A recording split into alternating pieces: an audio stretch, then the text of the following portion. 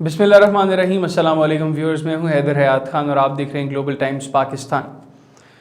नाज़रीन, आज की वीडियो में हम बात करेंगे पाकिस्तान मुस्लिम लीग नवाज़ की जानिब से अब एक जो ख़तरनाक खेल मुस्तक़बिल करीब में खेला जाने वाला है, जो अब शुरू हो जाएगा, बल्कि तकरीबन शुरू हो चुका है। वो खेल क्या है और किस तरह अब मुल्की हालात को डिस्टर्ब करने के लिए मुस्लिम लीग नवाज़ ने प्लानिंग की है। कल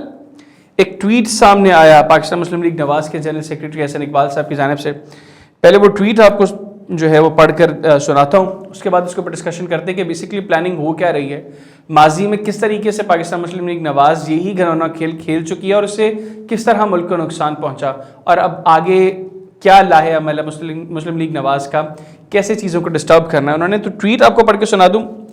एहसन इकबाल साहब की ट्वीट है कि PMLN मरकज़ी secretariat 180H model town Lahore में हुकूमत पंजाब की तरफ से की जाने वाली इंतकामी कार्रवाइयों की मॉनिटरिंग का सेल कायम कर दिया गया है। जो सरकारी अफसरान अपनी पेशा वाराना ड्यूटी से बढ़कर PTI हुकूमत के वर्कर बने हुए हैं, इनके कवायफ और कार्रवाइयों की तफसील मा सबूत भेजी जाएँ।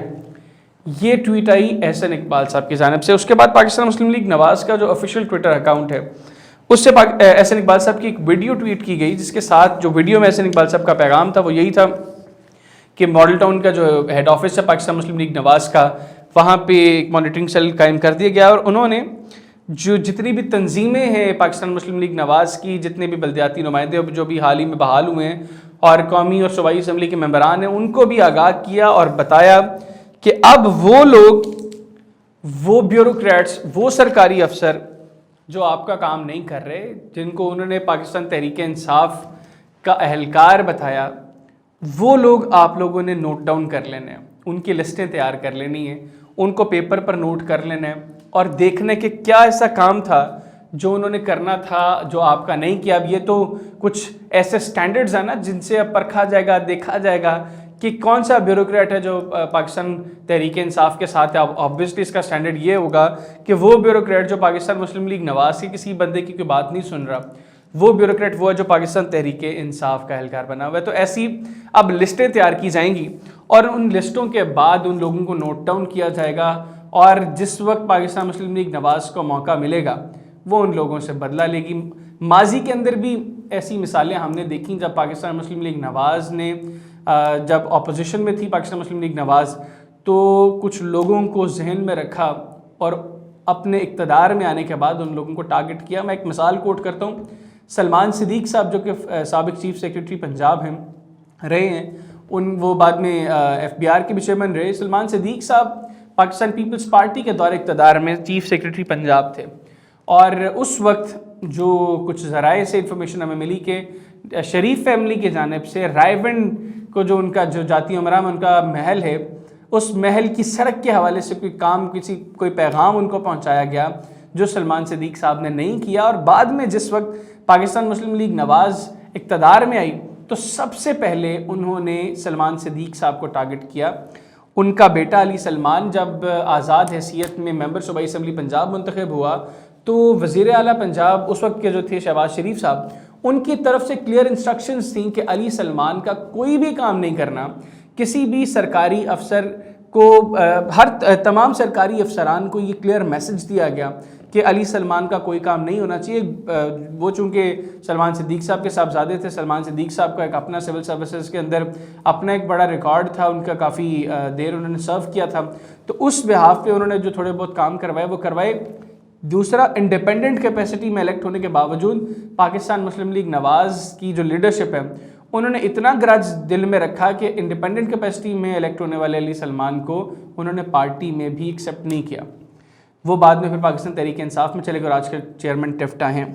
बहरहाल अब ये एक ख़तरनाक खेल है क्योंकि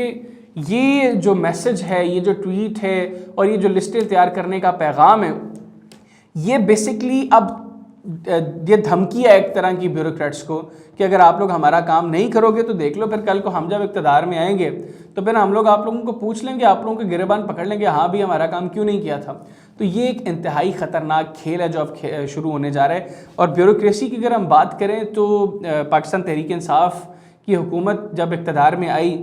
تو جب پہلی دفعہ ڈیلیورنس کی بات ہوئی، جب پہلی مرتبہ کارکردگی کی بات ہوئی، جب ان سے سوالات پوچھے جانے لگے کہ بھیا آپ لوگوں نے تو ایسے ڈیلیور کرنا تھا، آپ لوگ کیوں ڈیلیور نہیں کر پا رہے، کیوں آپ لوگوں سے محکمے ٹھیک نہیں ہو رہے جو آپ لوگوں نے وعدے کیے تھے، تو جو پہلے چند ایکسکیوزز تھے جو پاکستان تحریک انصاف کی لیڈرشپ کی جانب سے، پاکستان تحریک انصاف کے جو لوگ ہیں، جو دوست ہیں، ان کی جانب سے آنا شروع ہوا، وہ یہ تھا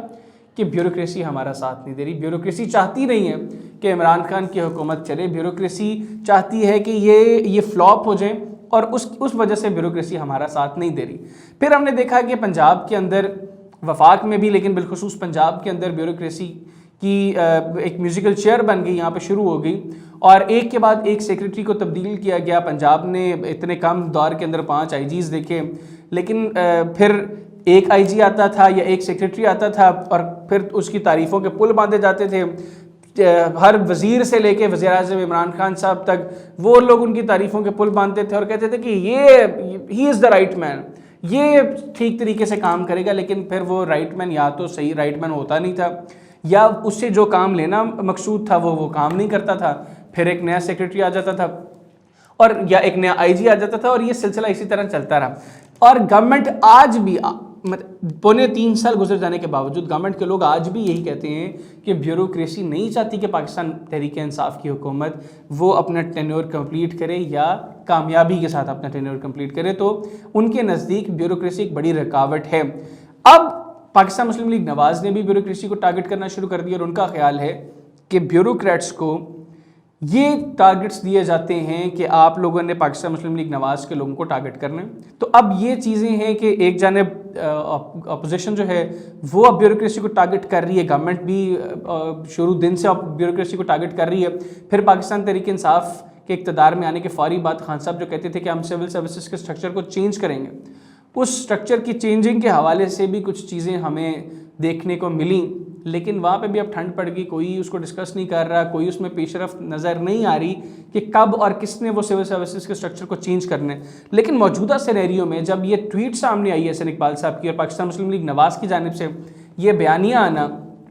کہ ان بیوروکریٹس کی، ان سرکاری افسران کی لسٹیں تیار کر لی جائیں، اور جب ہم لوگ اقتدار میں آئیں گے ہم ان کے خلاف محکمانہ کارروائیاں کریں گے، ہم لوگ ان کے خلاف ایکشن لیں گے، تو یہ بھی ایک اوپن تھریٹ ہے۔ اس طرح چیزیں چلنا اور مشکل ہو جائے گا، تو جو ایک پریشر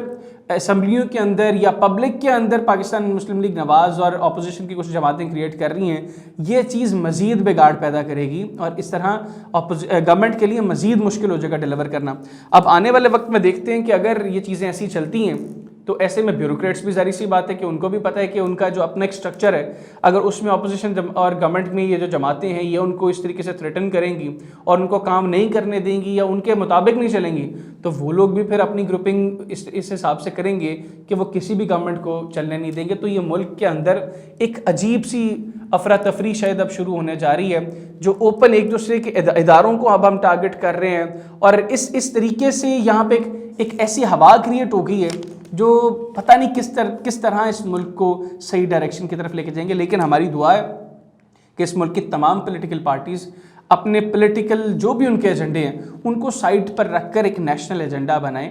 اس کے اندر ہر چیز کو ڈسکس کریں، کیونکہ یہی جماعتیں جو آج حکومت میں ہی کل اپوزیشن میں ہوں گی، اپوزیشن والی جماعتیں حکومت میں ہوں گی، جو کمبائن ان کے مسئلے ہیں جن میں بیوروکریسی اس وقت نظر آ رہا ہے کہ ٹاپ کے مسائل میں سے ایک مسئلہ بیوروکریسی ہے، تو اس کے سٹرکچر کے اندر جو بھی تبدیلی لے کے آنی ہے سول سروسز کے سٹرکچر میں وہ لے کر آئیں، تاکہ کم از کم اگر یہ پولیٹیکل پارٹی صحیح طریقے سے ڈیلیور نہیں کر سکتی، کوئی تو ہو، کوئی ادارہ تو ہو جو اس ملک کے اندر صحیح طریقے سے کام کر سکے۔ آج کے پروگرام سے اتنے، اگلے پروگرام تک کے لیے حیدر حیات خان کو اجازت دیجیے۔ اللہ حافظ۔